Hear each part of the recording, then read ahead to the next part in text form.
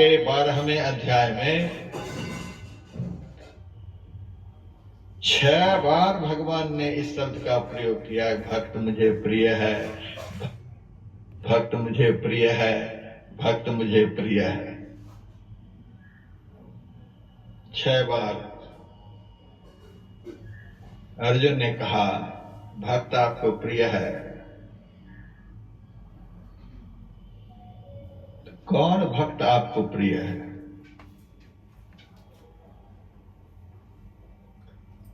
तब भगवान ने कहा अद्वेष्टा सर्वभूतानां मैत्रः करुण एव च निर्ममो निरहंकारः सम दुख सुख क्षमी संतुष्ट सत्संग योगी यतात्मा दृढ़ निश्चय मय्यर्पित मनोबुद्धिर यो मद्भक्त समे प्रिय। बहुत लंबी इसकी व्याख्या है, लेकिन जो मैं कहना चाहता हूं, मय्यर्पित मनोबुद्धिर यो मद्भक्त समे प्रिय। जिन्होंने अपने मन को और अपनी बुद्धि को मुझे अर्पित कर दिया है, मुझे अर्पण कर दिया है, यो मद्भक्त समे प्रिय, ऐसा भक्त मुझे प्रिय है। रुपए की गड्डी ला करके रख देते हैं, सोचते हैं गुरु महाराज खुश हो गए। 5 किलो सेब ला करके रख देते हैं, गुरु महाराज खुश हो गए। केले चढ़ा दिए, गुरु महाराज खुश हो गए। और बहुत तरह की सामग्रियां अर्पण कर देते हैं, सोचते हैं गुरु महाराज खुश हो गए। हाँ, आजकल के गुरु महाराज जरूर खुश हो जाते होंगे, लेकिन पहुंचे हुए संत और भगवंत संसार के पदार्थों के अर्पण से खुश नहीं होते हैं। भगवान का वचन है मय्यर्पित मनोबुद्धिर यो मद्भक्त समे प्रिय। अर्जुन, जिस भक्त ने अपना मन और अपनी बुद्धि मुझे अर्पण कर दिया है, वह मुझे प्रिय है। गुरु महाराज को कौन भक्त प्रिय है? पाखंडरो, अहंकार तजी, निष्कपट हो, अरुदीन हो, सब कुछ समर्पण कर गुरु की सेवा करनी चाहिए। ऐसा भक्त गुरु महाराज को प्रिय, भगवान को मय्यर्पित मनोबुद्धि, जिन्होंने मन और बुद्धि को अर्पण कर दिया। इसका क्या मतलब हुआ? जिसका मन भगवान को छोड़कर कहीं भी नहीं जाता, जिसकी बुद्धि भगवान को छोड़कर कहीं भी नहीं जाती,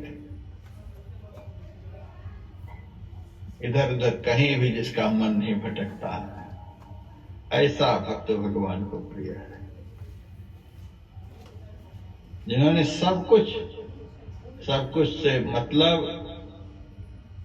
हमारे मन में ही संसार का सब कुछ घुसा हुआ है, जिन्होंने अपने मन को अर्पण कर दिया, यथार्थ में उन्होंने ही सब कुछ अर्पण कर दिया। मन यदि आपसे अलग है तो सारी दुनिया का सब कुछ अर्पण करने पर भी पूर्ण अर्पण नहीं माना जाएगा, क्योंकि मन बहुत कुछ बचा लेता है, अर्पण करने के लिए बहुत कुछ बचा लेता है। मन यदि अर्पण हो गया तो फिर अर्पण के लिए कुछ बचता नहीं है, सब कुछ अर्पण हो गया। मय्यर्पित मनोबुद्धिर यो मद्भक्त समे प्रिय। भगवान का अवतार, भगवान का प्राकट्य, भगवान का दर्शन वही होता है जहां सब कुछ का समर्पण होता है। अयोध्यावासी भगवान के साथ सब कुछ छोड़ने के लिए तैयार हो गए। मैं आपके साथ चलूंगा। भगवान ने कहा ठीक है चलो।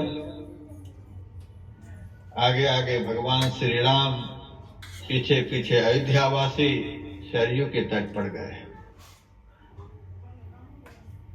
पीछे उलट कर भगवान देखते हैं कि आ रहे हैं कि नहीं आ रहे हैं। सबके सब आ रहे हैं, ऐसे अयोध्यावासी थे। भगवान जल में प्रवेश कर गए, गले भर जल में जाकर भगवान खड़े हो गए। आ जाओ। समस्त अयोध्यावासी जल में प्रवेश कर गए। सब तो जल में प्रवेश कर गए, लेकिन दो जल में प्रवेश नहीं किए। उस वक्त लंका से विभीषण भी आए थे।